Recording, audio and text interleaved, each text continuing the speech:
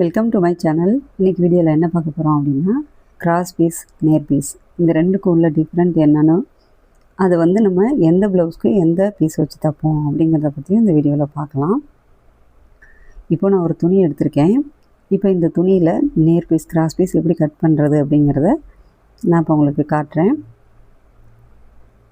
இப்போது இந்த துணியில் நூல் எப்படி நெஞ்சிருக்காங்க அந்த துணினா, இது நேராகவும் இந்த மாதிரி நூல் நேராகவும் இப்படி குறுக்கு வாக்குலையும் இந்த துணியை நெய்கிறாங்க. இப்போ இதில் நான் ஃபஸ்ட்டு நேர் பீஸ் விட்டுறேன். நேர் பீஸை அப்படியே துணியிலே ஸ்ட்ரைட்டாக வச்சு கோடு போட்டு கட் பண்ணுறது தான் நேர் பீஸு. இந்த நேர் பீஸோட அகலம் ஒரு ஸ்கேல் அளவுக்கு அகலம் வச்சு கட் பண்ணோன்னா புதுசாக கற்றுக்கிறவங்களுக்கு அதை வச்சு தைக்கிறதுக்கு கொஞ்சம் ஈஸியாக இருக்கும். அப்புறம் கொஞ்சம் ப்ராக்டிஸ்க்கு வந்ததுக்கப்புறம் கூட ஸ்கேல் அகலத்தை விட கொஞ்சம் அகலம் கம்மி பண்ணிக்கலாம். இப்போது கிராஸ் பீஸ் எப்படி கட் பண்ணுறது அப்படின்னு சொல்லிட்டு காட்டுறேன். துணியில் இப்போ கிராஸாக இந்த மாதிரி துணியோட கிராஸாக ஸ்கேலை வச்சு இந்த மாதிரி கோடு போட்டுக்கலாம். இதுவும் நம்ம ஒரு ஸ்கேல் அளவு அகலம் வச்சு ஸ்டார்டிங்கில் கட் பண்ணி கற்றுக்கலாம்.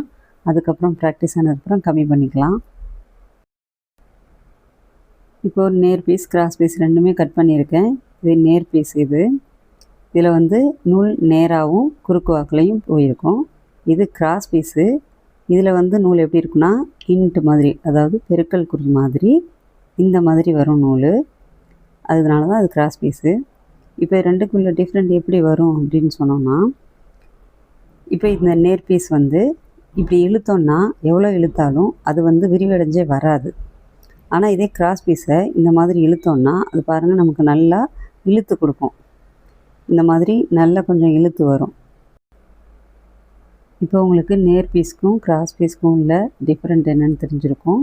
இப்போ இது எந்தெந்த கழுத்துக்கு வச்சு தைப்போம் அப்படின்னா, கிராஸ் பீஸ் ரவுண்ட் நெக்கு, பாட் நெக்கு அந்த மாதிரி வளைவாக வரக்கூடிய கழுத்துக்கெல்லாம் கிராஸ் பீஸ் வச்சு தைப்போம்.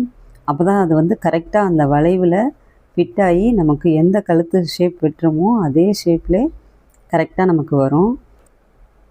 நேர் பீஸ் பா கழுத்து, டைமண்ட் கழுத்து அந்த மாதிரி ஸ்ட்ரைட்டாக கோடு போட்ட மாதிரி வர்ற கழுத்துக்கெல்லாம் நேர் பீஸ் வச்சு தைப்போம்.